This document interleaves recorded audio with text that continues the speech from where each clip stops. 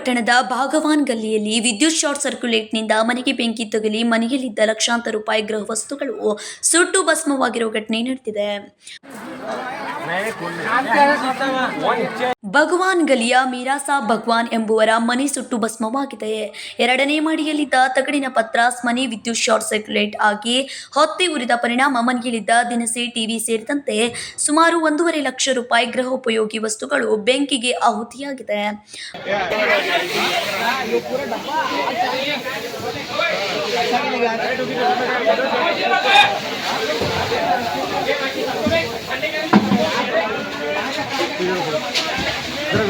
Mobile में चलो video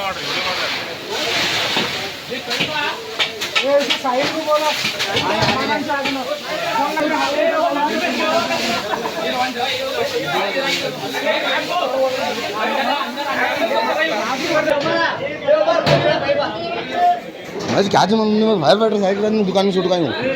ಮನೆ ಮಾಲೀಕರು ಎಲೆಕ್ಟ್ರಿಕಲ್ ಕೆಲಸ ಮಾಡುತ್ತಾರೆ. ಅದೃಷ್ಟವಶಾತ್ ಮನೆಯಲ್ಲಿ ಯಾರೂ ಇಲ್ಲದಿರುವ ಕಾರಣ ಭಾರಿ ಅನಾಹುತ ತಪ್ಪಿದೆ. ಇನ್ನು ಸ್ಥಳೀಯರು ಹಾಗೂ ಅಗ್ನಿಶಾಮಕ ಸಿಬ್ಬಂದಿಗಳು ಬೆಂಕಿ ನಂದಿಸಿದ್ದಾರೆ.